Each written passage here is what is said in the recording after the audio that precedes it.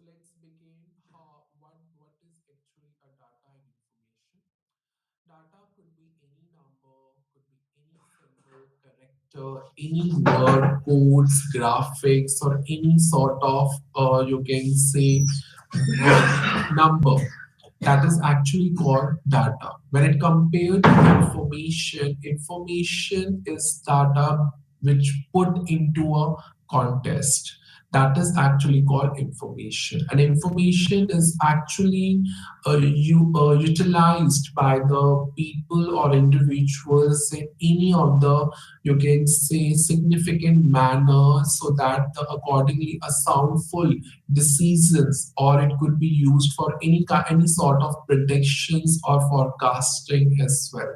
So if let's take environmental forecasting. If the data is available compared to the previous, as available of the previous year, and it could be compared with the present status of the environment like rainfall. That means the data could be numbers which is related to the previous year, and the information can be generated by the individual and expertise based on the data. That is actually called a major difference between, or the main difference between the data and information. So one of the basic example of information could be a computer. A computer uses a various kind of softwares, of programming scripts, any sort of the formulas or application which always turn data into the information. So automatically computer is a very wide source of information which always convert data into an information. So let's begin a basic difference between data and information. So data is a low level knowledge and information is a second level knowledge. So automatically information depends on the data. If there is no data, as I said, when it comes to the forecasting related to environment like rainfall, data must be available related to the previous year, and based on the previous year, the information can be generated by the expertise at present scenario. So automatically the information depends on the data, and the data doesn't need any dependency on information. So data has always an individual status, which always a low level of knowledge when it compares to generating the information by the expertise related to any concern or any sort of prediction or taking up any soundful decisions in their businesses or organizations. Next, we talk about the two main categories of data. The first one, two main types of data, that is primary and secondary data. So the data is divided into two major categories, which is based on the sources from where they have been obtained. So the primary data is a data that is collected first hand. That it means, in other words, it's called the first hand information, and the primary data could be collected through the field surveys, questionnaires, etc. Let's take an example of the primary data. The World Bank tracked the impact of COVID-19 in Afghanistan through the 14,000 phone surveys, and the data is collected through these surveys. That is actually called the primary data.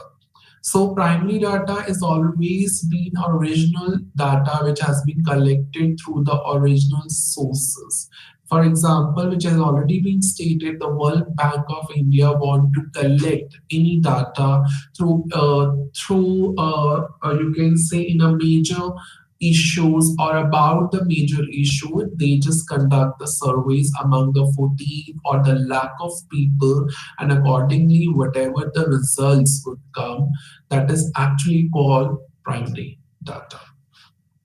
Next one is secondary data. In other words, we could say the secondary data is a second-hand information which always obtained in the journals, in the articles, in the, you can say, research papers, any information which is available on the websites or other databases that is usually prepared and available as open source data. You can look up the various examples of secondary data. You can talk about the university published articles, research paper, or any sort of studies in the university. We can talk about the published market research papers, academic journals, which is not based on national but international, you can say, publications and academic journals published, or you can talk about demographic research papers or the government report records or reports. So that all about secondary data. So the any data which you are collected from any databases, it would be any sort of database that actually called the secondary data. If you are collecting data through the surveys or among so many people, among lakhs of people, among thousands of people, then actually call the primary data because you are collecting data through the original source only. That is called the, you can say, the people who are actually suffered from any of the issues and you are just collecting data from them. So that is called the primary data. And secondary data, the data which is already available online, and that becomes secondary data, that is the used data. So this is the main difference between the primary and secondary data. So we talk about the primary data as a first-hand data, that primary is more reliable and more trustful, that whatever the responses has been collected by you, that is more reliable. Control over the collection method, and it is of money and time very incentive. The more and more time and money is really involved in collecting the primary data. Secondary data is a second-hand data. It's comparatively less reliable. We don't know whatever the data is available online is actually reliable or not. We cannot confirm, and nobody can confirm when the data is available online because that could be you can say manipulate or could be a fake. So that's why it's less reliable. No control over the collection of methods. So as uh, the secondary data which are available online, it's no control. We don't know what type of methods has been used, and that's the main issue. Or you get taken a disadvantage or the secondary data. There's no control over the collection method at which method has been used to collect the secondary data in that particular online or databases. Time and cost effective. Yes, time and cost effective is very much, there is a less time, less cost, even the no cost is involved in collecting the secondary data. Now we talk about the methods of collecting primary data. So the first method is observation method. The observation method is actually the human process where the observation involved by the observer using the mechanical or any mechanical device or any human observation to describe the behavior of a subject. It could be an object, it could be the human beings. For example, the observer or the researcher is came into a class to observe the behavior of the students in that particular uh, section or the class. So that's called the observation when they examine the behavior of the students through the observation process, that actually called observation method. As the name suggests, in other words, we can also talk about it is an observational research. It is also a way of collecting the relevant information and the data if while observing the behavior of different people in any of the area, location, etc. And such method is always called a participatory study because the researcher is always trying to establish a link with the respondent, always try to interact with the with the respondent to understand him or her more efficiently. And of course, it automatically they set up such a scenario so that they can easily observe the behavior of that particular respondent. So we can also use any observational research method to either to record, you can say the responses of the respondents, or just to take the notes, just write down what would be the points to be written down through the observation, what you have observed in a particular behavior of a student, and just record on a piece of paper, or just make up the notes in a particular book by a researcher. So that is called the observation method. These are the merits and demerits. So when we talk about merits, so it is one of the merit of observation is directness, where the observationer always being honest with the respondent, and accordingly they will collect the data from him or her. Artifice can be minimized. So observation can reduce the deception in research. So automatically what you see is actually not true, but through the observation, you can easily identify what is exactly true when you putting up such behavior or such perceptions or knowledge among the of the students or among the students in a research. Next one is recording devices can be used. So recording devices can be used to actually increase. You need actually to re-observe again, to re-observe the behavior of the participants or the respondents, and accordingly it also the very you can say a lengthy process. So that's why it is one of the demerit of observation method. A quotient is a research instrument that consists of a set of questions and other types of prompts. So automatically here we are talking about the quotients. That is the second method of collecting the primary data. So when we talk about the quotient, it is a research tool which always involves a plenty of questions, a given set of questions, or other type of attempts or the questions which automatically aims to collect the information from any of the respondent. So research questionnaires is automatically it's a combination of two types of questions which called upon a closed-ended questions and open-ended question. So when we talk about the closed-ended questions, we always talk about the multiple choices. It could be yes or no. It could be any sort of question which have a multiple options, or four main options.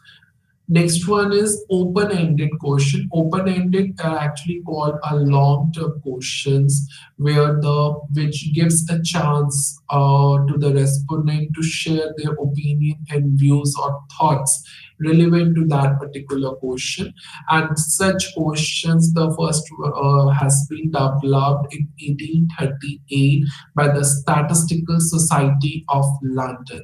So this is the open-ended and long-term questions where the first questionnaire which was developed in 1838 by the Statistical Society of London.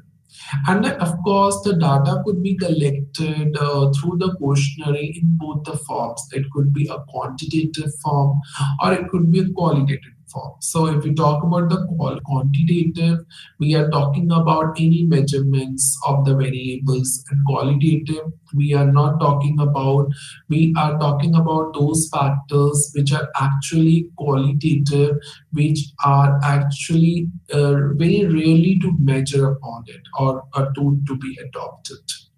A questionnaire may or may not be delivered in the form of survey. It absolutely true. It cannot be possible that every questionnaire could be done through the survey. It may or may not, depends upon the type of the research.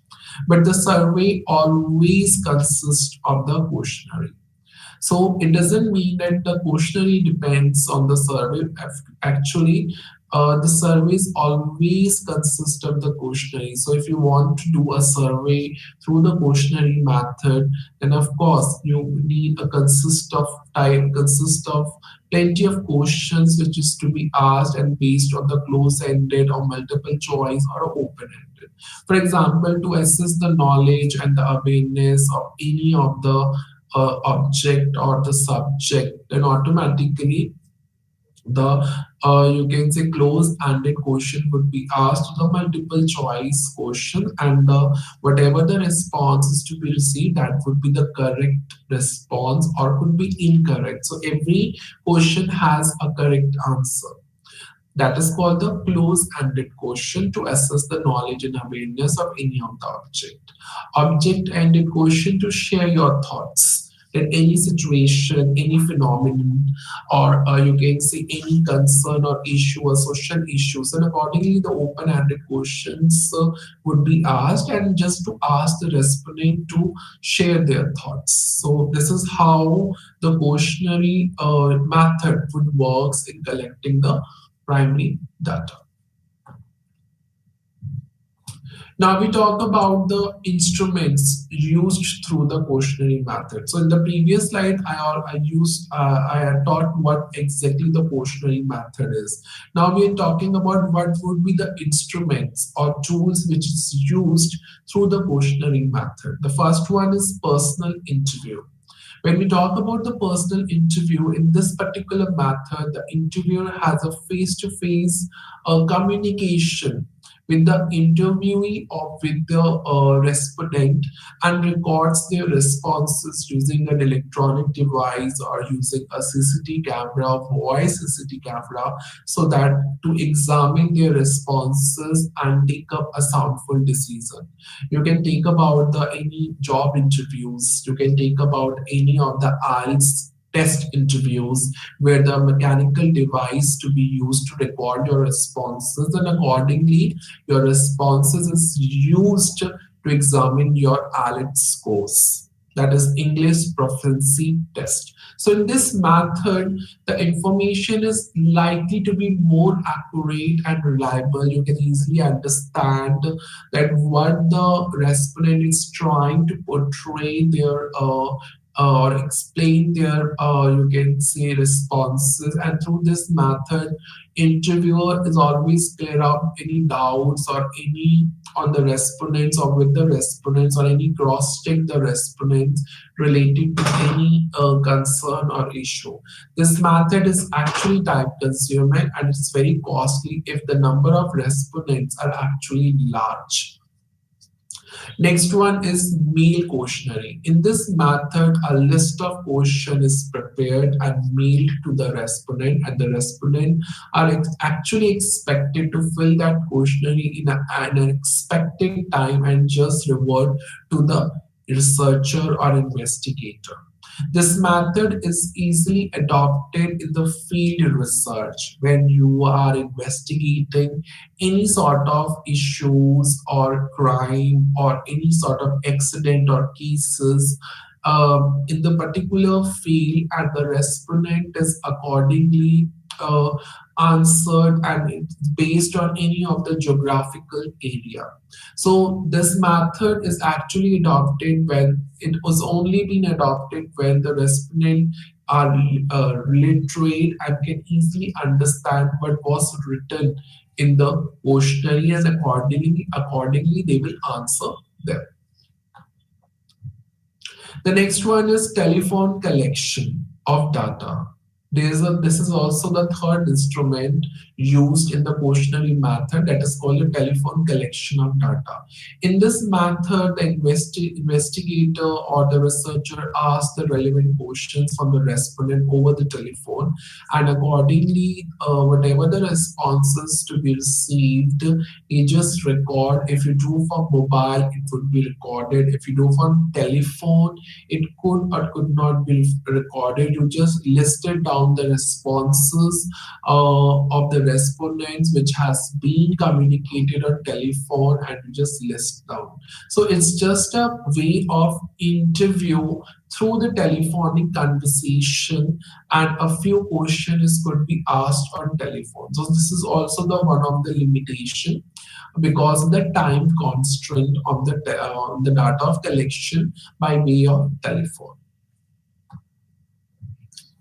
These are the merits and demerits of the questionnaires. So the first one is, it's a very, one of the merit is cost effective. Questionnaires are actually relatively cheap when it's compared to the other methods of the you can say instruments of the questionnaires. It could be in person or telephonic surveys. When we talk about is a very faster methods, when we talk about through the questionnaire surveys actually consist of the questionnaires, and online surveys can be completed faster than the other old, or you can say the traditional methods, because information is gathered automatically through the questionnaires. Next one is design flexibility. Of course, when we talk about the questionnaires or any sort of surveys, they automatically needs a customized designs, layout. You can add visuals, you can put up a question through the visuals, through the tabular representation, through the charts as well, and accordingly you can design the questions. It was very easy to implement. So there are many online tools which always make up the process of implementing such surveys through the questionnaires. There are also the demerits of such questionnaires. The first one is response rate.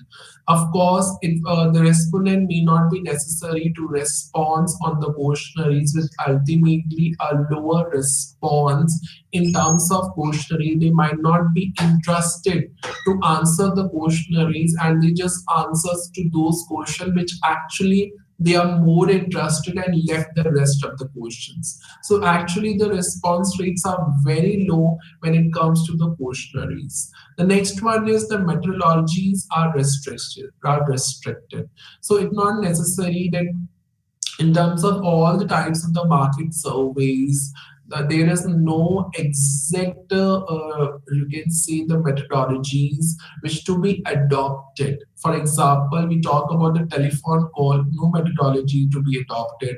The questions which you have listed, you just ask the telephone, whatever the response you will get from the respondent, you just listed down the responses. So that is also the one of the demerit, and automatically you disconnect the call. So there is no market methodologies are actually required or possible in any sort of such instruments used in the questionnaires method. The next one is neglects emotions. So when we talk about the online questionnaire, there we cannot know that on the other hand the other person would actually react or feel while asking the questions through the online way. So that also, it also neglect emotions that we can easily identify what exactly the respondent feels while asking up the question. So through the online, it's actually neglects. We cannot look up or captures what the customers are actually feeling. So it always look up when it comes to the marketing researches, marketing level questionnaires where we just interact. We don't need to interact. We just interact through the online and just ask them to fill up the questionnaire. At that time, it's no emotions could be captured. The next one is validity. Questionnaires can constrain or distort the way the respondent answers. So the way you ask the questions to the respondent, accordingly, the same way the response is to be received. So ultimately, whatever the response received to the investigator, it's actually the lack of validity, that exactly the answers that received from the respondent is actually reliable or not. Through online, it couldn't be possible, and that's why it's a lack of validity. It's one of the demerit of the questionnaires method. Next one is how to design the questionnaire. What would be the a set of parameters is to be followed while designing the questionnaires. So the first one is covering letter. Every questionnaire should contain a covering letter. And what is the covering letter? Covering letter is just mainly to highlight the main purpose of the study and just ensure that whatever the respondent responses is to be given on the questionnaires will be kept confidential and secrecy. The next one is the number of questions should be kept to the minimum. It should not be a very, you can say, a long list of questions. No, the number of questions should be kept to be minimum. The fewer the questions, the greater would be the chances of getting a better responses and having all the questions answered. So the question should be simple, short, and relevant. So the question should be very simple so that the respondent or the other person or individual could easily understand and accordingly while understand the question, they will answer accordingly. So this is the also the one of the parameter, one of the you can say point that to be kept in the mind while designing the questionnaires. Next one is questions of sensitive and personal nature should be avoided. So you cannot put such question which is in personal in nature and try to avoid such question because ultimately it will disclose any private, personal and confidential information. So try to avoid such informations which relate to private, personal and confidential. So don't put such questions into the questionnaires way. Next one is answer to question should not require calculation. You put such questions where you don't need calculations. Automatically, the researcher or the investigator always put questions in, and it should be framed in such a way that their answers actually don't need any calculations. So this is also the one of the main point to follow while designing the questionnaire. Next one is logical arrangement, collection of data. So the whatever the question has been mentioned in the questionnaire should be logically arranged. It should be you can say it shows shows a continuity of the responses and the response does not feel any confusion or does not feel any need to revert back to you or to ask you the questions or to clear out the doubts. So it's better off ki just prepare the questions in a very logical order, in a very ascending or descending order, so that the respondent doesn't feel any need to revert or ask you the you can say the pre about to ask you the previous question and about the previous question which already been mentioned and any doubts in it. Next one is cross check and the footnotes. Footnotes.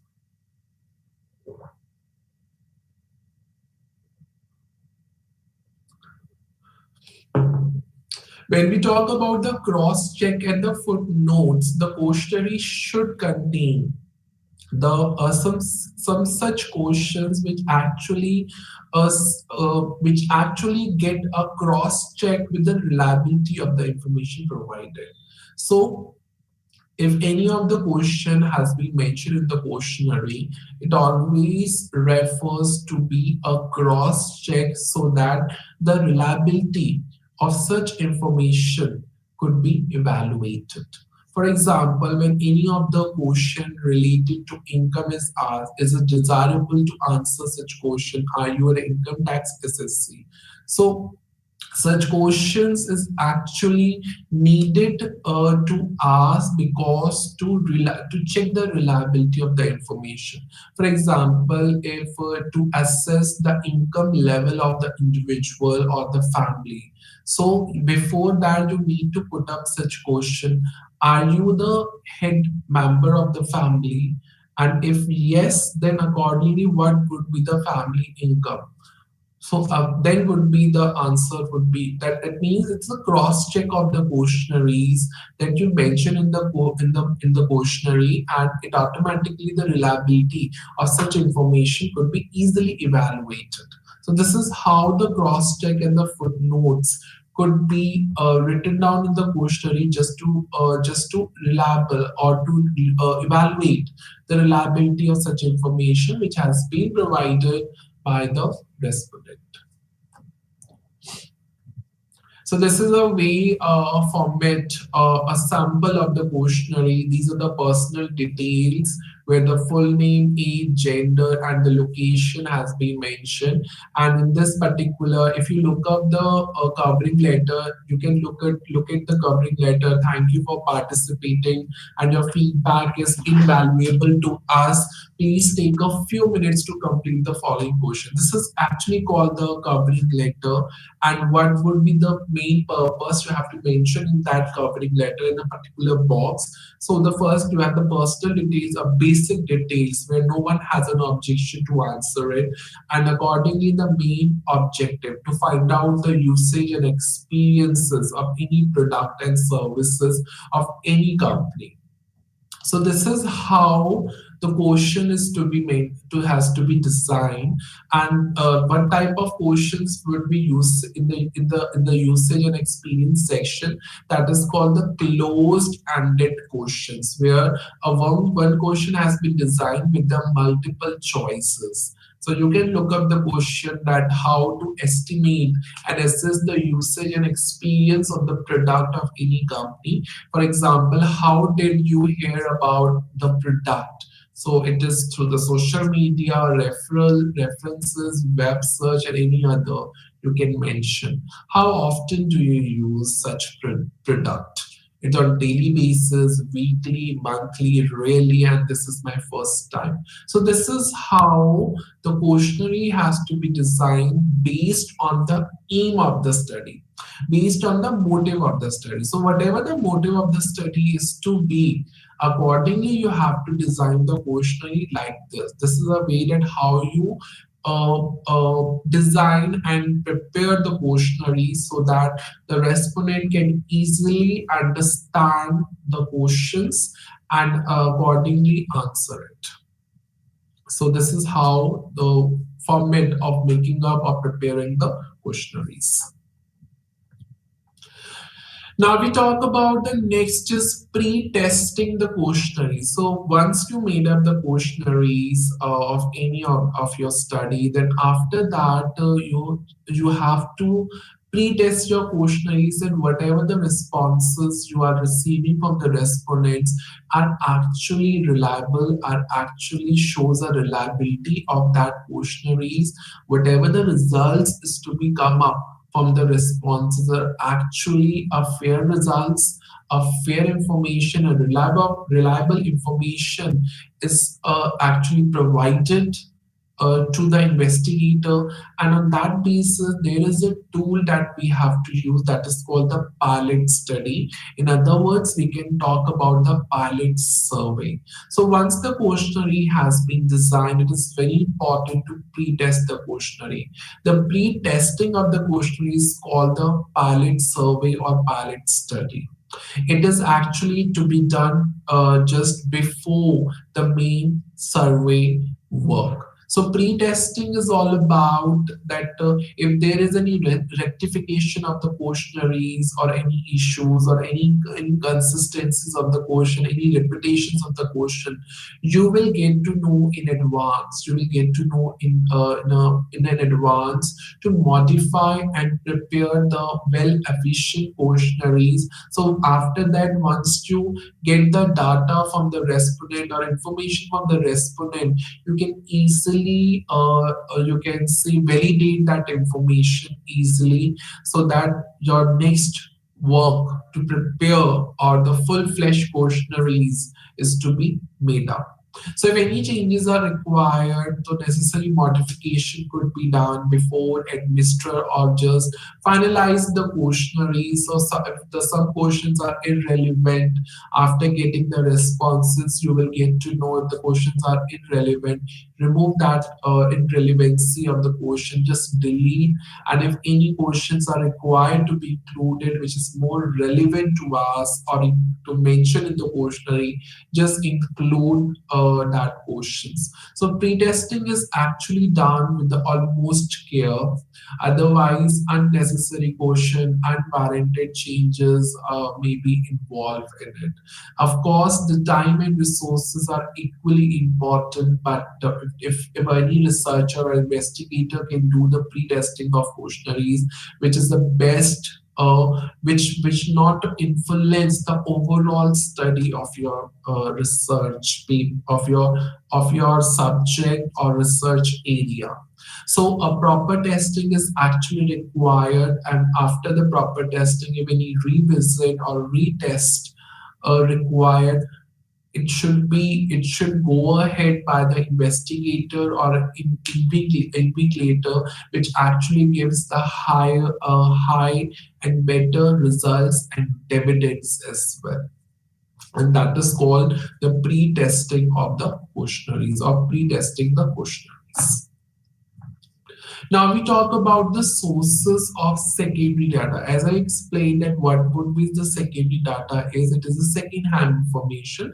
So whatever the organizations are available, you can use or collect the secondary data from their websites or visit to their organization offices and get the data. So these are the two main types of organizations. The first one is national organization, and the second one is international organization. So when we talk about the national organization, that is the Central Statistical Organization. Next one is National Sample Survey Organization, that is NSSO, Office of the Registrar General and Census Commissioner of India. So if you need any population data relevant to the demographic, income level, age, gender, anything, you just visit to the national organization, you will get the data. Or you can go to the to their websites, and where the data option is available on the website, just click on that. You will get all the past years data and you can use for their own study. So, Office of the Registrar at the Journal and the Census Commissioner of India, Labor Bureau, Federation of Indian Chambers of Commerce and Industry, Indian Council of Agricultural Research, and the Economic Times and the Financial Express newspapers. If you look up the newspapers also, you can look up the companies' annual statements, financial ratios, cash flow statements are always available in the Economic Times and the Financial Express's newspapers, and you can easily use as in secondary data in your research articles or papers as well. Next one is international organizations, the United Nations organization. If you want to compare the secondary data, the Indian population data with the international countries like America or Europe, then of course you can refer the international organizations to collect the secondary data from them. That is the United Nations Organization, World Health Organization, International Collection of Data, Labor Organization, International Monetary Fund, and World Bank. So if you want to take up the data of workforce, go for the Data Labor Organization. If you need a data of the financial institutions, you can refer International Monetary Fund. If you want to get a data of the foreign banks, you can refer to the World Bank as well. So this is how it depends on what type of study that you are referring and what type of data are actually required. So you can refer accordingly the type of the national or international organization, and accordingly you can use up the secondary data for your study. Next one is precautions in the use of secondary data. So before using up the secondary data, the following factors is need to be considered. The first one is suitability. The investigator must ensure that the data which actually needed is really available online or any of the databases to fulfill the purpose of your inquiry or inquiry on hand or not. The suitability of the data must be judged by comparison the nature and scope of the investigation by the researcher and the investigator only. The next one is reliability. It is very important to understand and to determine that whatever the data is available on the databases, it is actually reliable or not. That you are actually what the data with which you are actually dependent, such data is reliable or not, which is very important to know, and how you confidentially used it for your study, which is very important to determine it. The next one is adequacy. Adequacy, whatever the data are collected from the secondary sources, is always available online, and if not available, you can refer and visit to the offices of the national and international organization to ask for the data. So its scope is very limited, so it doesn't mean it might or might not be the serve the need of the investigation. So data is actually cover only the that part of information which actually needed by the investigator, and it totally depends upon the different time periods. So the time period which your study depends upon, so but that time period is not available on the various online databases, so accordingly you can visit, but as it needs time and money and resources, so just considering before considering these factors, think about that how you will collect the data to a different time periods which are actually needed.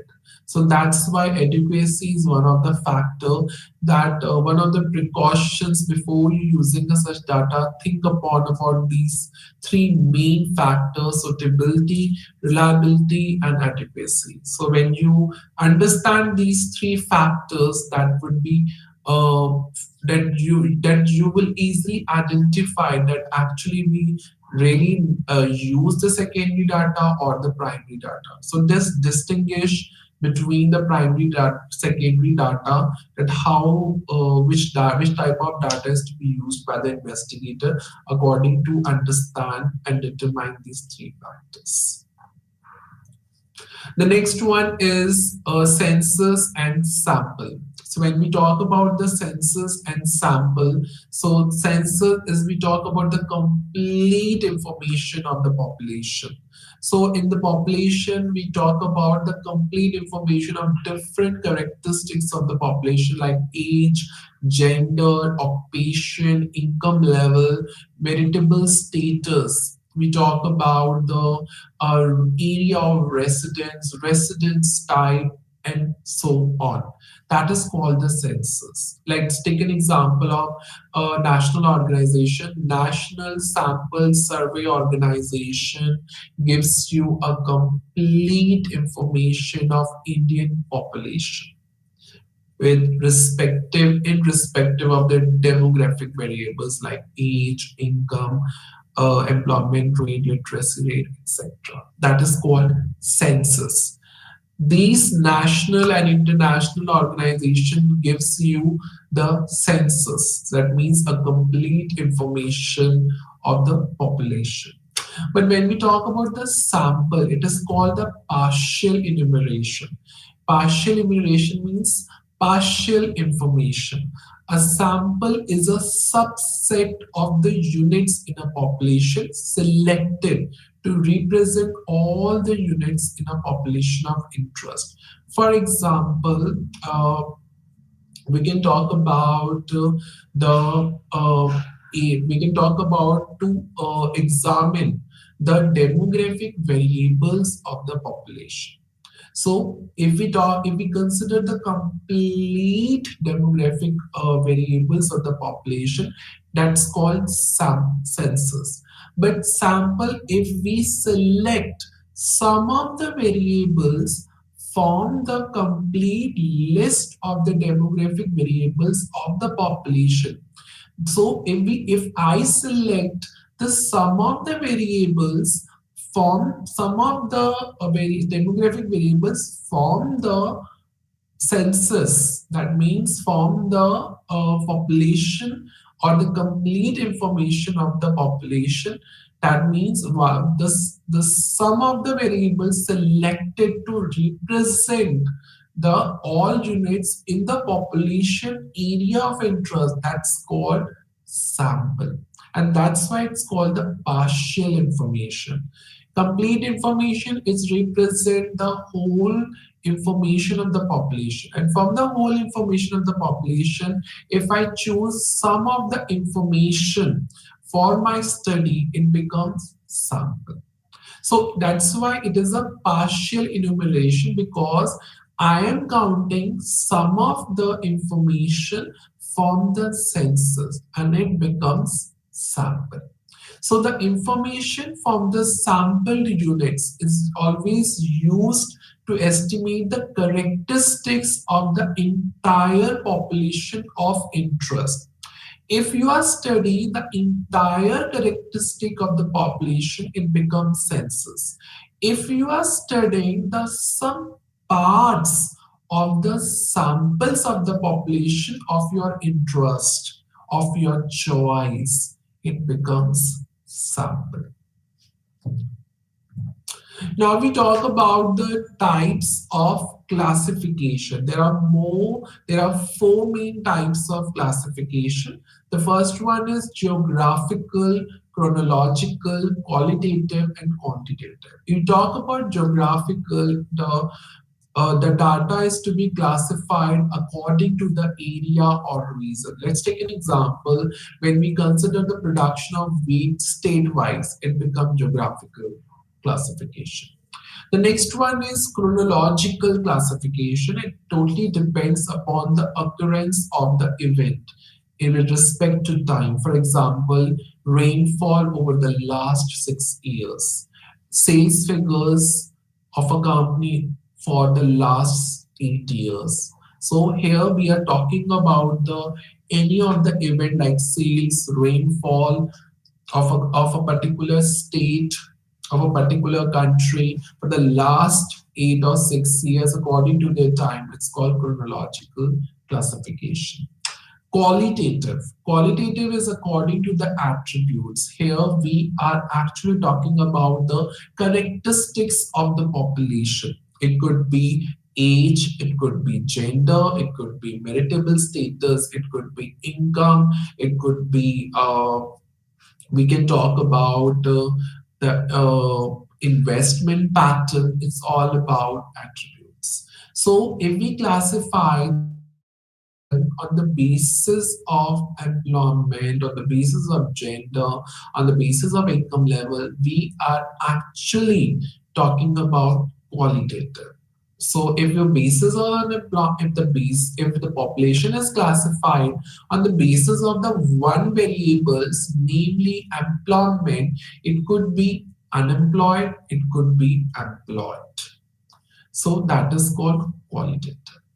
When we talk about the quantitative, it's according to the magnitudes. We can choose those variables which are actually measurable. For example, salaries, wages, income, right? Investment, savings. These are called magnitudes. So if we classify the data according to their magnitude, like for example, the employees of a company are classified according to their monthly salary. The workers of the family are classified according to their wages, monthly wages, annually wages. What it becomes, what type of classification we call, it's called quantitative classification. So these are very important to understand so that you can easily identify the which type of data has is actually what type of classification has been mentioned. The first one is the discrete. When we talk about the quantitative data, the quantitative data are actually classified into two main categories. The first one is discrete data, and the second one is continuous data. So the first type is discrete data. So that the data which actually or only involves or contain any certain values is called discrete data. For example, you can look up the various examples over here. So if we talk about the student score in math in different subjects, it's called discrete data. So this is a data which can be counted, which is a limited number of values. So if we talk about the subjects, let's take a subject. Subjects is mathematics, science, arts. So let's talk about the student score. So 7, 8, and 9. So these are the scores. So this represent the discrete data, where it's such data takes a certain values, right, in respect of the any of the variables. That's called discrete data. So the values which always fit into the categories. What are the categories here? Subjects are the categories. So discrete data examples, you can look up the size of your department workforce. How many new clients you bought on board in the previous quarter? How many items are currently kept in stock? How you identify the discrete data? What type of categories you will easily include? It totally depends on the aim of the study or the need of the study. So just have a look at how you easily identify the discrete data.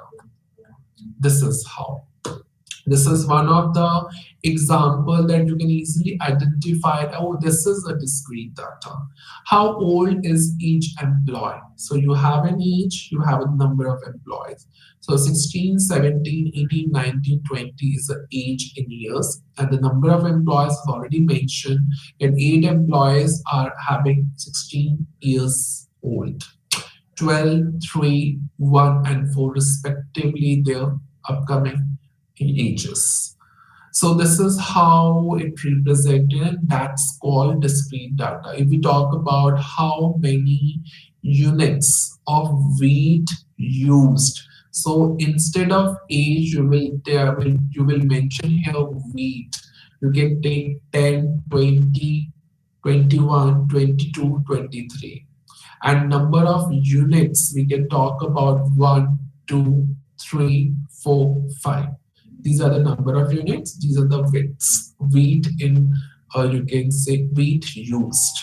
So this is actually called individual discrete data, where we are taking up one category of the popular category of the variable with their respective frequency. So the number of employees are the frequencies, and age is a category.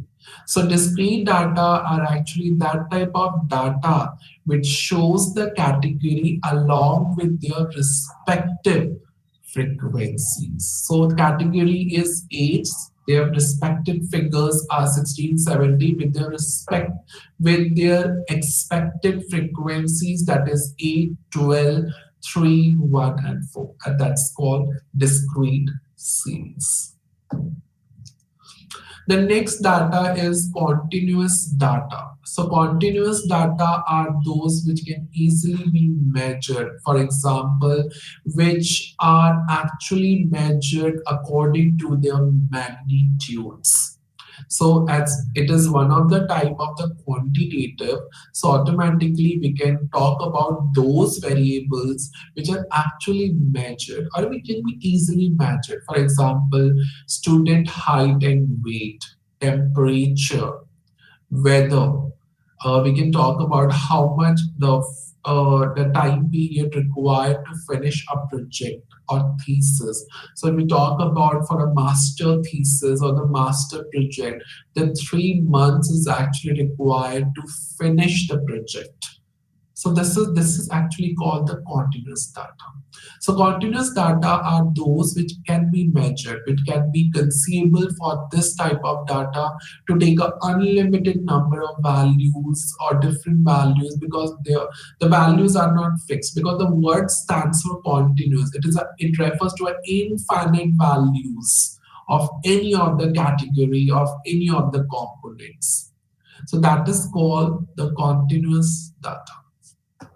So how you identify the continuous data, if in the particular question, a numerical question has been mentioned in the question paper, and the data has been given to examine that how to calculate standard deviation, mean deviation, and the data is mentioned, you can easily identify that which type of data it is. It is discrete or continuous.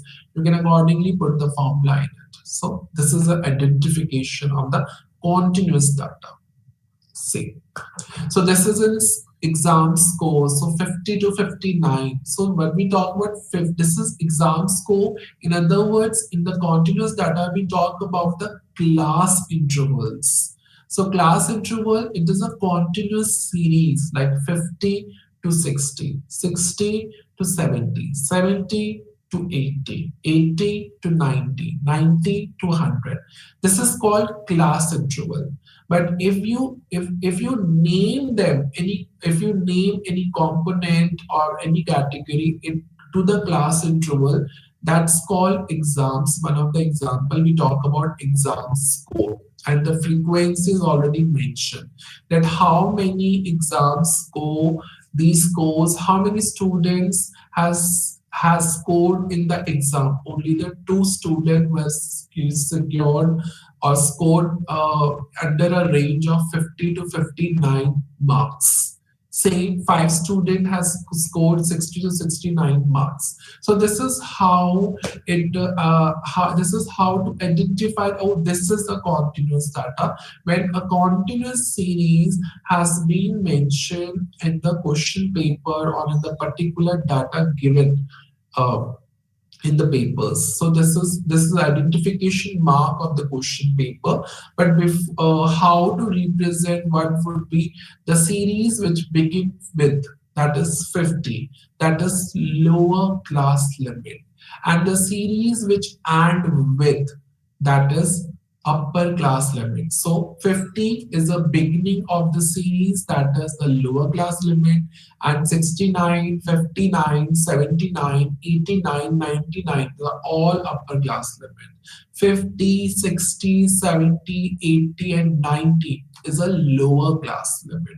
So when we talk about how to estimate the class width, that is 90. If you class width is, if you deduct the upper limits, the succeeding upper limit is the succeeding lower limit is 90, and the preceding lower limit is 80.